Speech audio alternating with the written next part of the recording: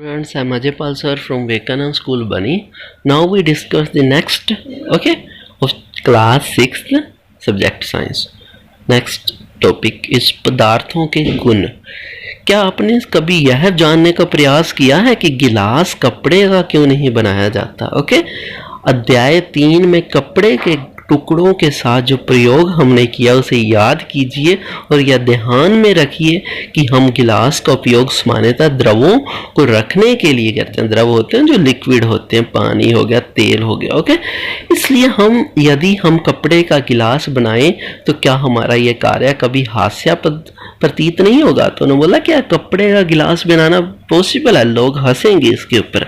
तो गिलास बनाने के लिए हमें कांच, प्लास्टिक, धातु अथवा कोई ऐसा पदार्थ चाहिए जो जल को रोक सकता है। कपड़े का गिलास कभी जल को रोक नहीं सकेगा। इसमें से जो जल है वो वाष्प हो जाता है। आपको पता है कि कपड़े हम इसलिए तो पहनते हैं कि पानी उसके अंदर से जल्दी से निकल जाए। इसी प्रकार खाना पकाने वाले पात्र बनाने के लिए कागज का उपयोग करना भी कोई बुद्धिमान का कार्य नहीं माना जाएगा। आप कभी खाना भी नहीं पका सकोगे कागज के अंदर। तब हम यह देखते हैं कि हमारे द्वारा किसी वस्तु को बनाने के लिए किसी पदार्थ का चयन किया जाना उस पदार्थ के गुणों तथा उपयोग की जाने वाली वस्तुओं के प्रयोजन पर निर्भर करता है। अतः पदार्थों के वह सब गुण क्या हैं जो उसके उपयोग के लिए महत्वपूर्ण होते हैं।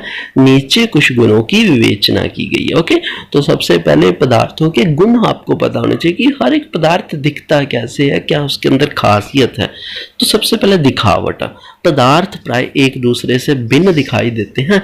लकड़ी लोहे से बिल्कुल भिन्न दिखाई देती है, लोहा तांबे तथा एल्युमिनियम से भिन्न दिखाई देता है, परंतु फिर भी लोहे, तांबे तथा एल्युमिनियम में कुछ समानता हो सकती है जो लकड़ी में नहीं पाई जाती। तो दिखावट से भी आप पदार्थों को वर्गीकृत कर सकते हैं।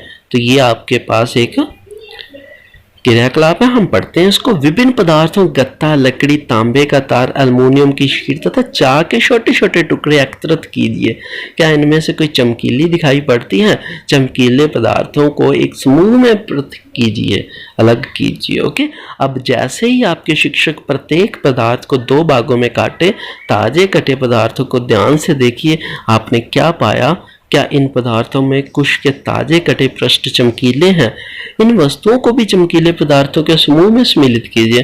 तो आप चमकीले पदार्थों के समूह भी बना सकते हैं। जो मेटल्स होते हैं, जो धातुएं होती हैं, लोहा, एल्युमिनियम जो होता है वो हमेशा चमकता है। क्या आप अन्य पदार्थों में किसी प्रकार की कोई चमक तथा शुद्धि देखते हैं? जैसे ही संभव हो सके किसी भी ढंग से इन्हें काटिए।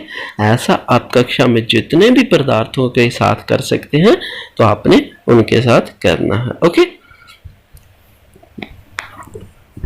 देखो नेक्स्ट। चीज और द्युतिमान तथा श्रुतिहीन पदार्थों की सूची बनाइए। काटने के साथ आप पदार्थों के पृष्ठों को रेग मार से भी रगड़ कर यह देख सकते हैं कि कौन सा चमकता है और कौन सा नहीं चमकता। पदार्थ जिनमें से इस प्रकार की चमक या श्रुति पैदा होती है वे प्राय धातु होते हैं। लोहा, तांबा, एल्युमिनियम तथा सोना धातुओं के उदाहरण हैं। कुछ धातुएं बहुधा अपनी चमक खो देती हैं जो ज्योतिहीन, निष्प्रभ दिखाई देने लगती हैं। ऐसा उन पर वायु तथा नमी की अभिक्रिया के कारण होता है। तो आपने ये बताना है कि जो धातु होते हैं वही हमेशा चमक पैदा करते हैं। जो बाकी पदार्थ होते हैं वो चमक पैदा नहीं करते।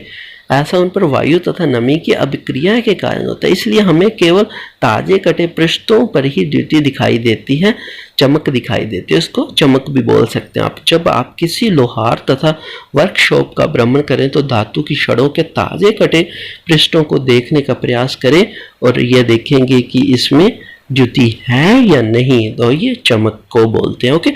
तो आज हम इतना ही करेंगे। ये आपने अच्छे से पढ़ना है और ये इसमें जितने क्वेश्चन बनते हैं आपने करने हैं। Take care, stay home, stay safe.